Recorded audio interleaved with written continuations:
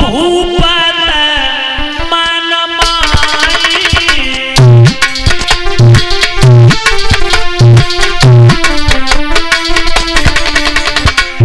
भाई गिलानी मोरे सुतनाई।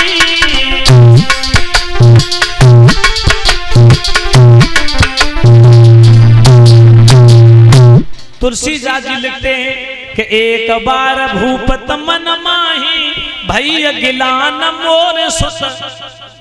अच्छा, जब हमें आपको कोई परेशानी विपद आपत्ति हो और कोई रोज चिंता हो, रमेश बाबू परेशानी हो तो उस चीज की रोज टेंशन होगी, रोज चिंता होगी कि ये कष्ट है, ये मुसीबत है। सुत रमेश बाबू, सुत माने क्या होता है? ध्यान रखना भक्तों। लेकिन एक बार चिंता हुई, बार बार क्यों ना है भाई? और एक बार भाई तो कौन सी बार भाई? इतवार को, सोमवार को, मंगलवार को, और एक ही बार क्यों भाई? तो ये चिंता कब हुई? वैसे कुछ लोगों का तो ये कथन है कि राजा दशरथ जंगल में शिकार खेलने के लिए गए थे और एक हिरण के पीछे दौड़ रहे थे और हिरण खड़ा हो गया। उसने कही कि जिस राजा के सुत नहीं हुई तिनसे मेरा मरण ना हुई। लेकिन नहीं, इंद्र और दशरथ में बहुत गाढ़ी मित्रता थी भक्तों। रामायण का प्रसंग बड़ा पावन है। एक एक शब्द बड़े ध्यान से सुने। माताओं, भाई बंधुओं, दशरथ की इंद्र से बहुत गाढ़ी मित्रता थी। एक दूसरे के बेस्ट फ्रेंड, रोजीना मिलने के लिए देवताओं के दरबार में जाया करते थे दशरथ। तो इंद्र विदाई के समय एक फूल भेंट करते थे इंद्र दशरथ को। इंद्र देवताओं के राजा इंद्र एक फूल भेंट करते थे विदाई में। तो एक दिन क्या देखा, कैकेयी ने पूछा कि तुम जाते हो अपने मित्र की बड़ी प्रशंसा करते, लेकिन तुम्हें तुम्हारे मित्र ने कभी दिया कुछ नहीं। दशरथ बोले कैकेयी, ऐसा फूल देते, ऐसा पुष्प देते जिसकी सुगंध आज दिन तक नहीं मैंने पहचान पाई। फूल है किस पौधे का, किस बेल का?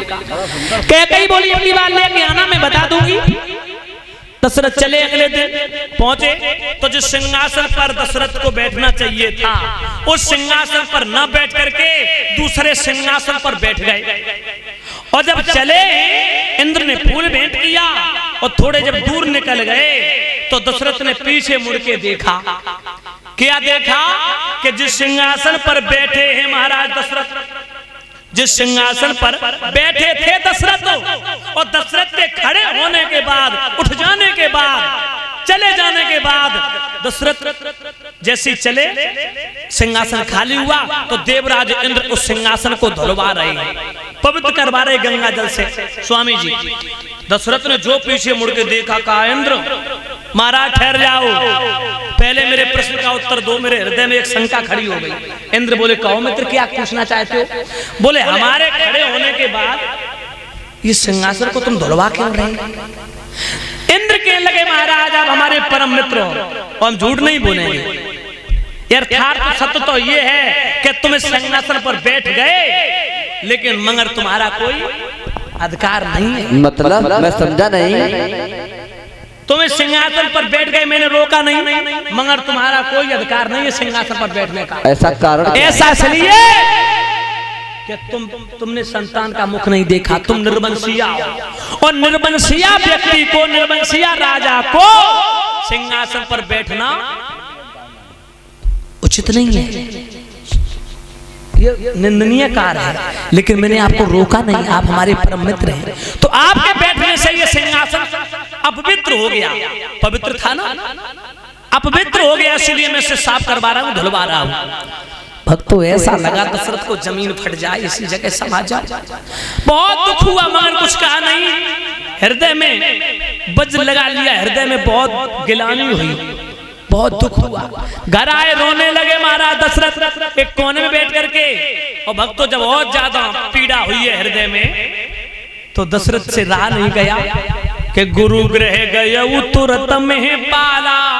तुलसीदास लिखते चौपाई में, और चरण लाग कर विनय विशाला। गुरु गृह, गुरु गृह, गृह माने घर, गुरु के घर पहुंचे और प्रणाम करके अपनी विनय करते हुए अपने हृदय की व्यथा को सुनाया।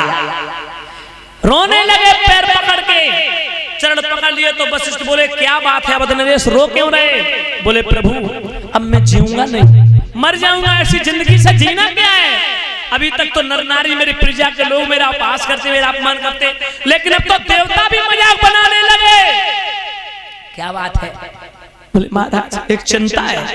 वशिष्ठ बोले चिंता करना मूर्खों का काम होता है, सज्जन व्यक्तियों की, समझदार व्यक्तियों की, ज्ञानी व्यक्तियों की ये प्रक्रिया नहीं है, ये तो मूर्ख लोगों की प्रक्रिया है। अरे चिंता करना, चिंता करने से दुख दूर थोड़ी होता है, चिंता करने से शरीर धीरे धीरे खत्म हो जाता है, आदमी घुटता है, दीमक लग जाती है, और चिंता दीमक की तरह धीरे धीरे शरीर को खा लेती है। और कहा ये चिंता बड़ी चिता से है और नर को निर्जीव बनाती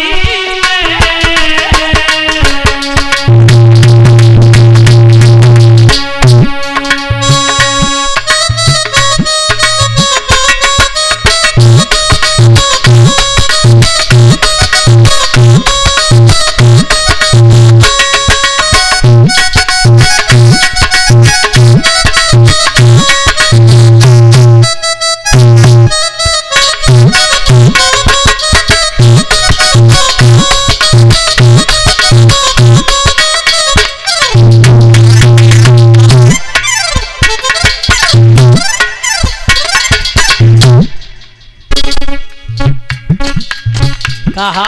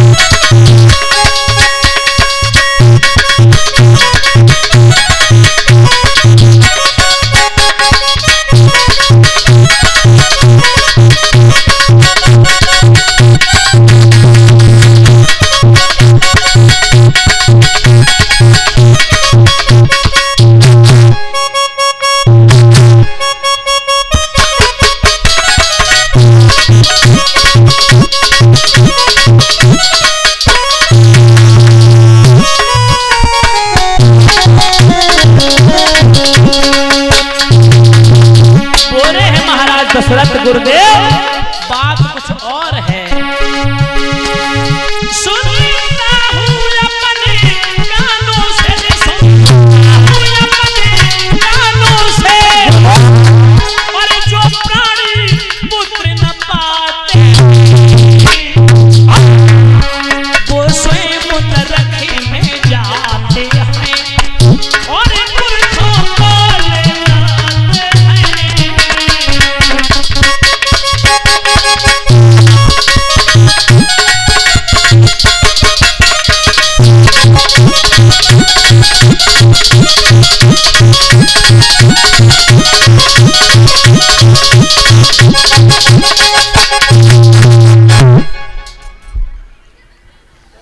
कहा गुरुदेव मैंने तो ये सुना है कि जो प्राणी संतान का चेहरा नहीं देख पाता है वो स्वयं नरक में जाता है, अपने पूर्वजों को भी ले जाता है। वशिष्ठ बोले दशरथ के धरो धीर होए हैं सुत चारी, चारी और त्रिभुवन विविध सकल भय, एक नहीं चार चार पुत्र होंगे। बोले कब होंगे? जब हम मर जाएंगे तब। बोले समय आने दो, समय से पहले और किस्मत से ज्यादा कभी कुछ प्राप्त होता ही नहीं इंसानों को। बोले चिंता मत करो। तुलसीदास ने चौपाई में कई चौपाइयां लिखी हैं कि श्रृंगी ऋषि वशिष्ठ बुलावा, वशिष्ठ बुलावा। श्रृंगी ऋषि वशिष्ठ बुलावा और पुत्र काम शुभ यज्ञ रचावा। यानी कि श्रृंगी ऋषि को वशिष्ठ मुनि ने बुलाया और दशरथ के यहाँ एक यज्ञ अनुष्ठान रखा गया। अच्छा, मैं आपको बता दूं ये श्रृंगी ऋषि कौन थे? सर्वेश भैया, ये श्रृंगी ऋषि विमांडव मुनि के पुत्र थे। कौन थे? इनके सर पे एक शीक था जो हिरनी से पैदा थे जी, और जो राम के सगे बहनोई थे। बहनोई? हाँ महाराज गलत कह रहे हैं आप। क्यों? मैंने पहली बार सुन रहा हूँ बहनोई थे। बहनोई नहीं थे। कौन थे? ये जीजा थे, जीजा।